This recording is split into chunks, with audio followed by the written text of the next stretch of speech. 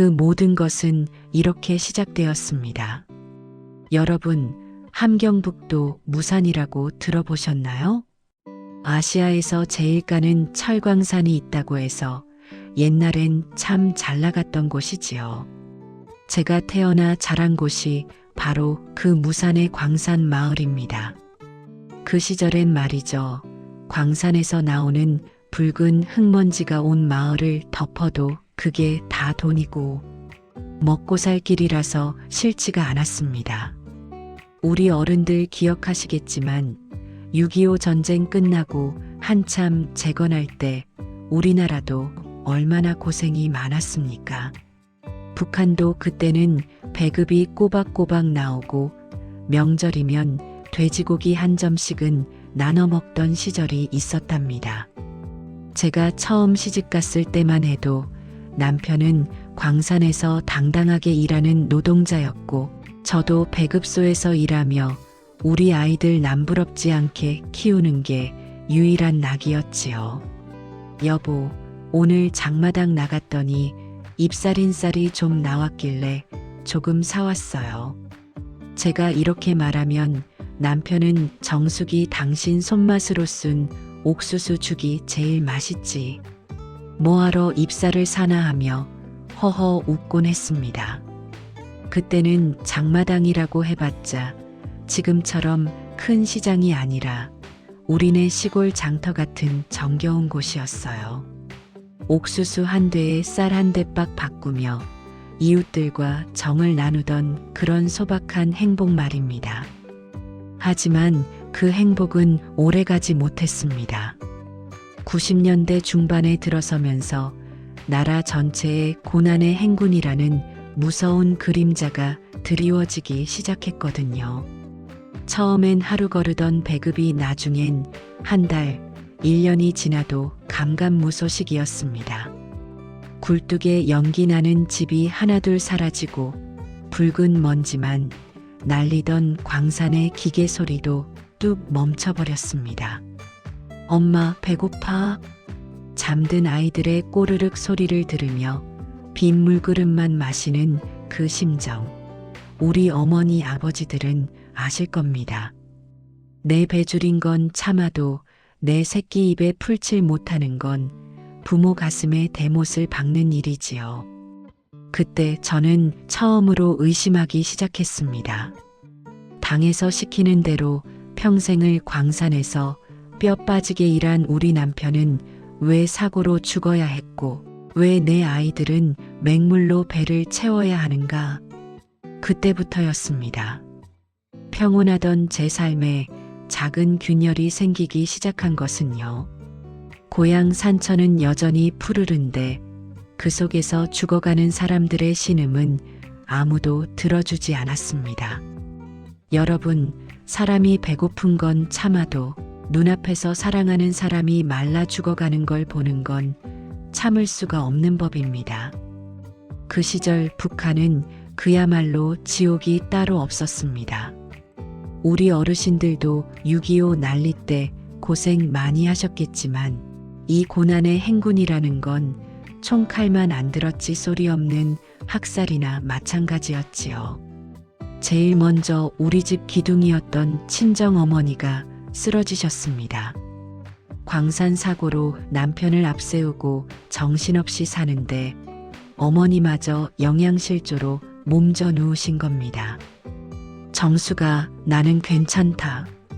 내 입에 넣을 옥수수 한 줌이라도 우리 강철이 영희 가명 입에 넣어줘라. 어머니는 마지막까지 당신 입에 들어갈 미음 한 모금을 아껴 자식들에게 주라고 하셨습니다. 결국 어머니는 그해 겨울 살을 애듯 추운 함경도 칼바람을 이기지 못하고 세상을 떠나셨습니다. 그런데 여러분, 더 기가 막힌 게 뭔지 아십니까? 평생을 나라에 충성하며 광산에서 일했던 우리 가족인데 어머니가 돌아가셨을 때 나라에서 준 건 낡은 나무 판자 몇 장이 전부였습니다. 관을 짤 나무조차 구하기 힘들어 그저 가마니에 싸서 산에 묻어야 했을 때 저는 통곡도 나오지 않더군요. 이게 나라입니까? 일하라고 할 때는 우리 인민이 주인이라더니 정작 인민이 죽어나갈 때는 어디에 있느냐 말입니다. 마음속으로 수천 번을 외쳤지만 밖으로는 입 한 번 뻥긋할 수 없었습니다. 옆집에서 누가 듣기라도 하면 바로 보위부에 끌려가 정치범이 되는 세상이었으니까요. 우리 어르신들 보시기에 참 한심스럽겠지만 북한은 그랬습니다.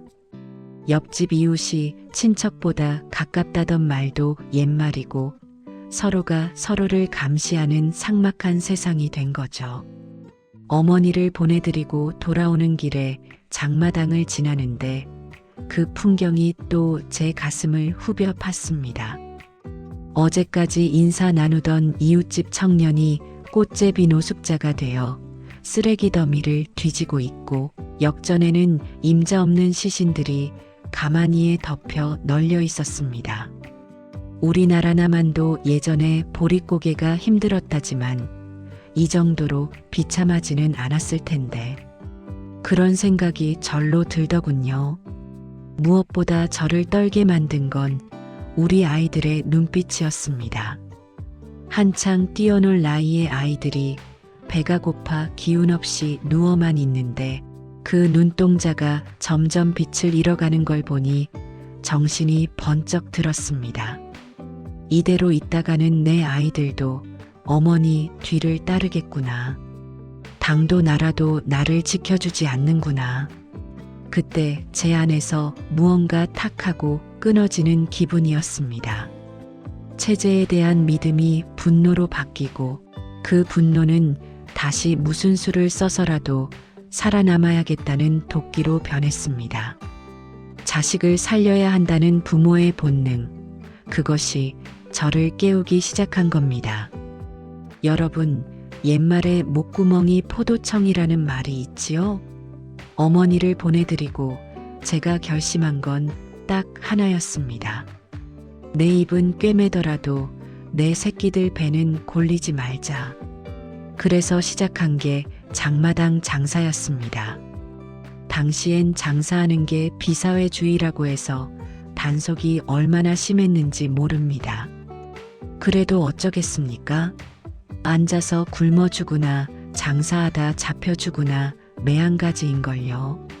저는 산에 가서 짚을 베어다가 밤새 집신을 꼬았습니다. 우리 어르신들 예전에 집신 신고 다니던 시절 기억하시지요? 북한 광산 마을에선 신발 살 돈이 없으니 그 집신도 귀한 대접을 받았습니다. 밤새 손바닥이 부르트도록 짚을 비비고 나면 아침에 손마디가 펴지질 않았습니다. 그렇게 만든 집신 몇 켤레를 품에 안고 장마당 구석에 앉아 있으면 가슴이 조마조마해서 침이 바짝 마르곤 했습니다. 아주머니, 이거 얼마예요? 하고 묻는 사람보다 귀찰 때 떴다 하는 소리가 더 무서웠습니다. 어느 날이었지요. 집신을 팔아 겨우 옥수수 한 대를 사서 품에 넣고 오는데 시퍼런 귀찰대 놈들이 앞을 막아서더군요. 이 여편네가 어디서 밀거래를 하고 있어 하면서 제 소중한 옥수수 주머니를 낚아채 가는데 제가 그놈들 다리를 붙들고 빌었습니다. 선생님, 제발이요. 집에 우리 애들이 사흘을 굶었습니다. 제발 이것만은. 하지만 그 사람들은 피도 눈물도 없었습니다. 옥수수 주머니를 땅바닥에 쏟아버리고 군화발로 지시기는데 흩어진 옥수수 알갱이를 보며 제 가슴이 갈갈이 찢어지는 것 같았습니다. 그놈들에겐 그게 한낱 단속 실적이었겠지만 저에겐 우리 아이들 생명줄이었거든요. 우리 어르신들 IMF 때나 전쟁 직후에 힘들었다 해도 공권력이 백성들 입에 들어가는 밥그릇까지 뺏어가는 건 못 보셨을 겁니다. 이게 바로 제가 겪은 북한의 진짜 모습이었습니다. 설상가상으로 겨울이 닥쳐왔습니다. 함경도 겨울은 또 얼마나 독합니까? 연탄 한 장 없어서 산에서 나뭇가지를 주워다 불을 피우는데 연기만 자욱하고 방바닥은 얼음장 같았습니다. 우리 아이들은 추워서 서로 껴안고 바들바들 떨고 있고 저는 그 곁에서 아이들 언손발을 제 가슴팍에 넣어 녹여주며 밤을 지새웠습니다. 엄마, 우리도 흰쌀밥 한 번만 먹어보면 안 돼? 꿈에서라도 고기 냄새 맡아보고 싶어. 작은 아이가 힘없이 내뱉는 그 한마디가 제 가슴을 도려냈습니다. 약 한 알 구할 길 없어 고열에 시달리는 아이를 보며 저는 비어있는 장독대 앞에서 무릎을 꿇고 통곡했습니다. 하늘도 무심하시지. 열심히 살려는데 왜 우리한테만 이러십니까? 그때 깨달았습니다. 이 땅에선 아무리 발버둥 쳐도 내 자식들을 지킬 수 없다는 거요. 이웃들도 하나둘씩 소리 없이 사라지고 아침마다 역전행 굶어 죽은 시체들이 실려나가는 걸 보며 저는 마지막 결심을 굳혔습니다. 이대로는 안 된다. 죽더라도 나가서 길을 찾아야겠다. 분노가 절망이 되고 그 절망이 결국 생사를 건 도박으로 저를 떠밀고 있었습니다. 여러분, 부모가 자식을 두고 집을 나설 때 그 마음이 어떨지 짐작이나 가십니까? 그것도 언제 돌아올지, 살아서 다시 볼 수 있을지도 모르는 길을 떠날 때 말입니다. 저는 그날 밤의 공기를 지금도 잊지 못합니다. 2002년 초겨울, 무산의 칼바람이 뼈마디를 파고들던 그 밤을요. 더는 버틸 재간이 없었습니다. 집안에 돈이 될 만한 건 다 팔아치웠고 이제 남은 건 텅 빈 솥단지와 아이들의 퀭한 눈동자뿐이었지요. 장마당에서 몰래 들은 소문에 의하면 강 너머 중국에 가면 식당 일을 해서 돈을 벌 수 있고 그 돈이면 우리 애들 흰쌀밥에 고깃국 실컷 먹일 수 있다고 하더군요. 하지만 그 길은 여자가 혼자 가기엔 너무나 험하고 잘못하면 인신매매범들에게 팔려갈 수도 있는 지옥길이라는 것도 잘 알고 있었습니다. 내 몸 하나 망가져도 좋으니 우리 강철이와 영희만 살릴 수 있다면 저는 그 독한 마음 하나로 결심을 굳혔습니다. 떠나기 전날 저는 장마당 구석에서 구걸하다시피 얻어온 옥수수 가루 한 줌을 정성껏 끓였습니다. 평소보다 물을 적게 넣어 아주 되직하게 쓴 옥수수죽이었지요. 얘들아, 이거 먹어라. 엄마가 오늘 운이 좋아서 많이 구해왔단다. 아이들은 눈이 휘둥그레져서 그 죽을 순식간에 비워냈습니다. 저는 제 몫의 죽을 아이들 그릇에 덜어주며 빈 그릇만 하찼습니다. 배는 고팠지만 그릇을 핥는 제 혀끝에 닿는 온기가 마지막 자식의 온기일지도 모른다는 생각에 눈물이 왈칵 쏟아졌습니다. 아이들이 잠든 후 저는 부모님 묘소가 있는 산 쪽을 향해 절을 올렸습니다. 어머니, 아버지, 저 못난 딸 용서하세요. 새끼들 살리러 갑니다. 우리 애들 좀 지켜주세요. 떠나기 직전 잠든 아이들의 얼굴을 하나하나 가슴에 새겼습니다. 때 묻은 이불 밖으로 나온 아이의 작은 발을 만져보며 혼잣말로 수천 번을 약속했습니다. 엄마가 금방 올게. 가서 돈 많이 벌어서 너희 먹고 싶은 거 다 사줄게. 꼭 데리러 올게. 그때 제 품에는 낡은 고무신 한 켤레와 친정어머니가 물려주신 은가락지 하나가 전부였습니다. 그 가락지를 팔아 강을 건널 안내꾼에게 줄 돈을 마련해야 했거든요. 우리 어르신들 예전에 피난 가실 때 보따리 하나 챙기지 못하고 떠나던 그 참담한 기분 아시지요? 저도 그랬습니다. 고향 집 문고리를 놓는 순간 제 심장의 절반을 그곳에 떼어놓고 온 것만 같았습니다. 달빛조차 숨어버린 금은밤, 저는 소리 없이 집을 나섰습니다. 뒤를 돌아보면 마음이 약해질까봐 자꾸만 터져나오는 오열을 입속으로 삼키며 두만강 쪽으로 발걸음을 옮겼습니다. 강만 건너면 된다. 건너면 살 길이 있다. 그 주문 같은 말을 되뇌며 저는 어둠 속으로 몸을 던졌습니다. 여러분, 두만강 하면 노래 가사처럼 낭만적으로 들리실지 모르겠지만 탈북하는 우리에게 그 강은 삶과 죽음을 가르는 거대한 칼날과 같았습니다. 2002년 초겨울, 강바람이 얼마나 독한지 뺨을 스치기만 해도 살점이 떨어져 나가는 것 같았지요. 저는 안내꾼의 뒤를 따라 칠흑 같은 어둠 속을 기어갔습니다. 소리내면 죽소. 숨소리도 죽이고 따라오. 안내꾼의 낮은 목소리가 천둥 소리처럼 크게 들릴 만큼 주변은 고요했습니다.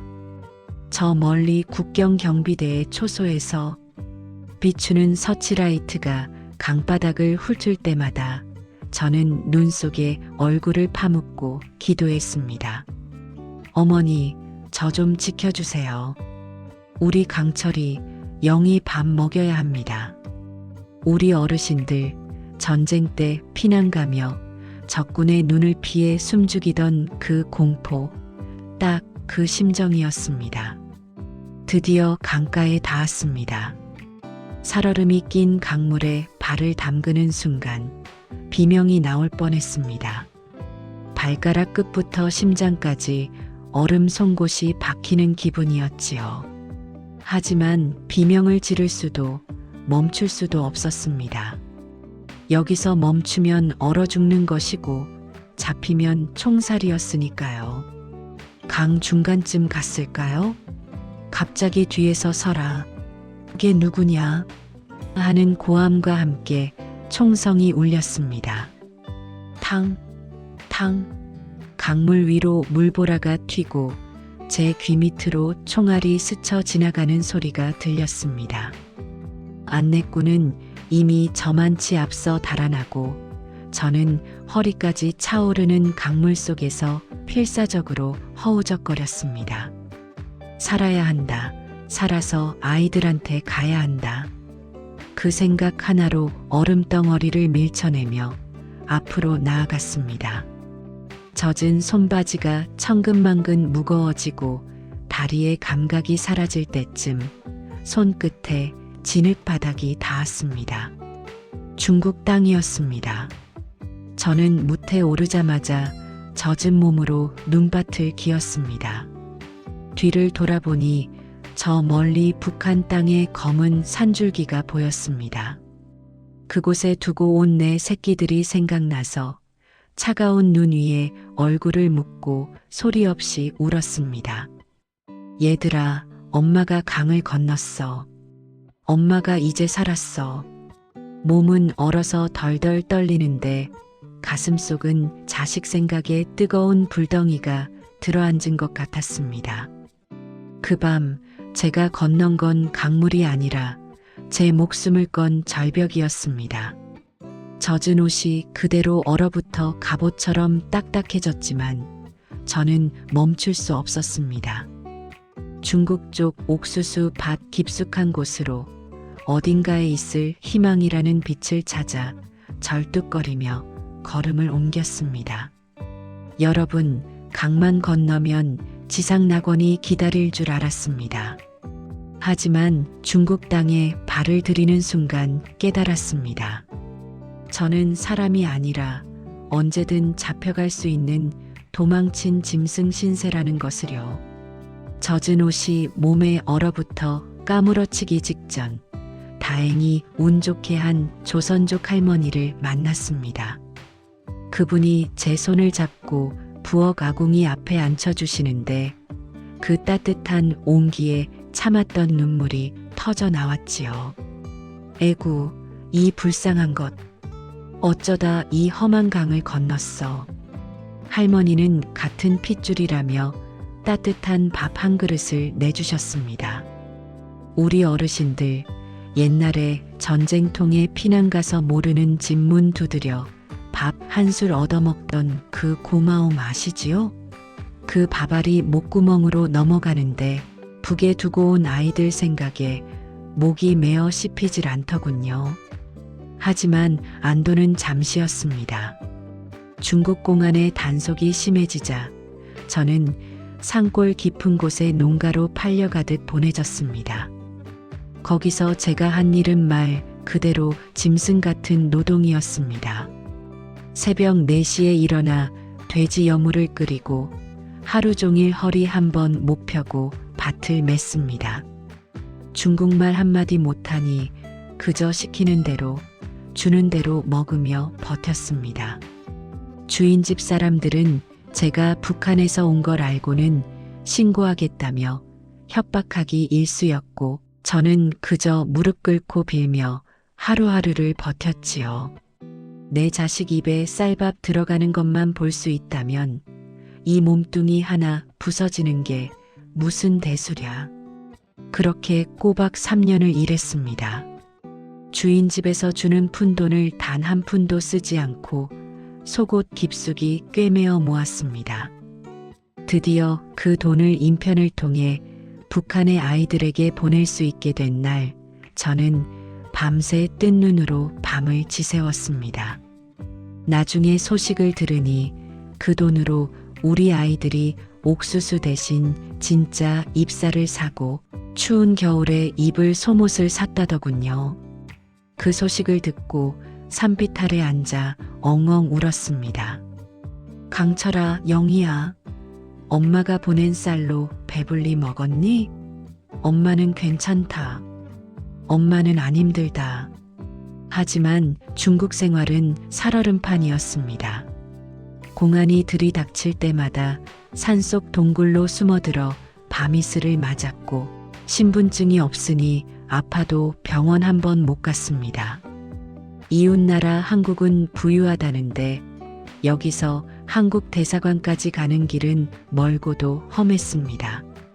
언제 북송될지 모른다는 공포가 매일 밤 제 목을 죄어왔지요. 우리 어르신들, 일제강점기 때 남의 나라 땅에서 숨어 지내던 우리 조상님들 심정이 이랬을까 싶었습니다. 자유를 찾아왔지만 여전히 저는 창살 없는 감옥에 갇힌 죄인이었습니다. 여러분, 중국에서의 5년은 제 인생에서 가장 긴 밤과 같았습니다. 돈은 보냈지만 정작 내 새끼들 얼굴 한 번 못 보는 삶이 무슨 소용인가 싶더군요. 그러던 어느 날 한국 선교사님 한 분을 만났습니다. 그분이 제 손을 잡으며 말씀하시더군요. 자매님, 한국으로 가세요. 거기 가야 자식들을 당당히 데려올 수 있습니다. 그 한마디에 저는 다시 한번 목숨을 건 도박을 시작했습니다. 한국으로 가는 길은 중국을 가로질러 동남아시아 나라들을 거쳐야 하는 만리 길이었지요. 신분증도 없이 기차 바닥에 몸을 숨기고 공안의 검문을 피해 며칠 밤낮을 가슴 졸이며 이동했습니다. 우리 어르신들, 피난길에 기차 지붕 위에서 밤을 지새우던 그 시절 생각나시지요?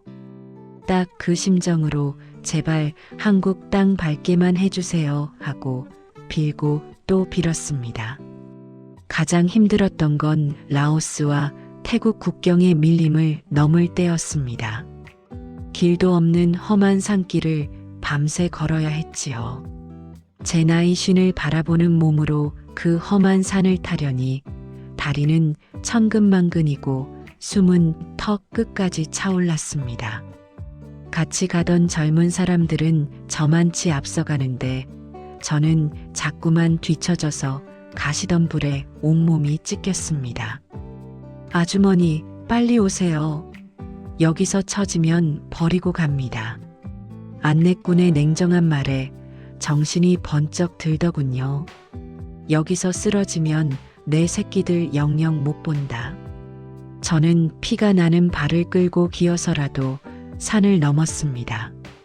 그때 본 밤하늘의 별들이 어찌나 밝던지 마치 하늘에 계신 우리 어머니가 길을 비춰주시는 것만 같았습니다. 드디어 태국 국경의 메콩강을 건너 한국 영사관 문 앞에 섰을 때 저는 그 자리에 주저앉아 엉엉 울고 말았습니다. 펄럭이는 태극기를 보는 순간 그간의 서러움과 공포가 눈 녹듯 사라지더군요. 아, 이제 살았구나. 이제 우리 애들 데려올 수 있겠구나. 영사관 직원분이 제 어깨를 두드리며 고생 많으셨습니다. 이제 대한민국 국민입니다라고 말씀하시는데 그 말이 세상에서 가장 아름다운 노래처럼 들렸습니다. 우리 어르신들 해방 맞이했을 때 그 기쁨이 이랬을까요? 저는 그날 태어나서 처음으로 자유라는 단어의 진짜 무게를 느꼈습니다. 그건 단순히 배부른 게 아니라 내가 내 자식을 사랑할 권리, 내 이름 석자로 당당히 살 권리를 되찾은 것이었습니다. 여러분, 대한민국 땅을 처음 밟았을 때 저는 마치 꿈속을 걷는 기분이었습니다. 공항 밖으로 나오는데 길거리에 가로등이 대낮처럼 환하게 켜져 있고 사람들은 너나 할 것 없이 깨끗한 옷을 입고 웃고 있더군요. 가장 놀랐던 건 마트였습니다. 쌀이며 고기며 과일이 산더미처럼 쌓여 있는 걸 보고 저는 그 자리에서 넋을 잃었습니다. 이게 사람이 사는 세상이구나, 우리. 북한 사람들은 왜 그렇게 굶주리며 살아야 했나 싶어 가슴 한구석이 아릿하더군요. 저는 하나원을 나오자마자 쉬지 않고 일했습니다.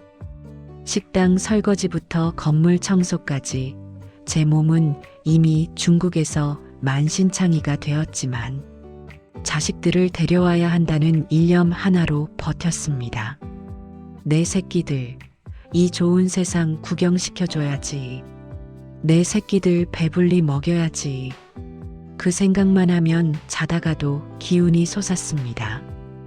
우리 어르신들, 자식들 뒷바라지 하느라 허리 한번 못 펴고 사셨던 그 세월. 저도 그 마음으로 살았습니다. 드디어 7년 전 우여곡절 끝에 북에 두고 온 아들 강철이와 딸 영희를 데려오는데 성공했습니다. 인천공항 입국장에서 다 자란 아이들을 마주했을 때 우리는 서로를 알아보지 못하고 한참을 서 있었습니다. 퀭하던 꼬마들이 어느덧 청년이 되어 제 앞에 섰을 때 저는 그저 미안하다, 엄마가 너무 늦었지라는 말밖에 할 수 없었습니다. 그날 저녁 저는 아이들을 위해 하얀 쌀밥을 짓고 고기 반찬을 가득 차렸습니다. 그리고 20년 전 그날 밤처럼 옥수수죽 한 그릇을 정성껏 끓여 상 한가운데 놓았습니다. 아이들이 의아한 눈으로 저를 쳐다보더군요.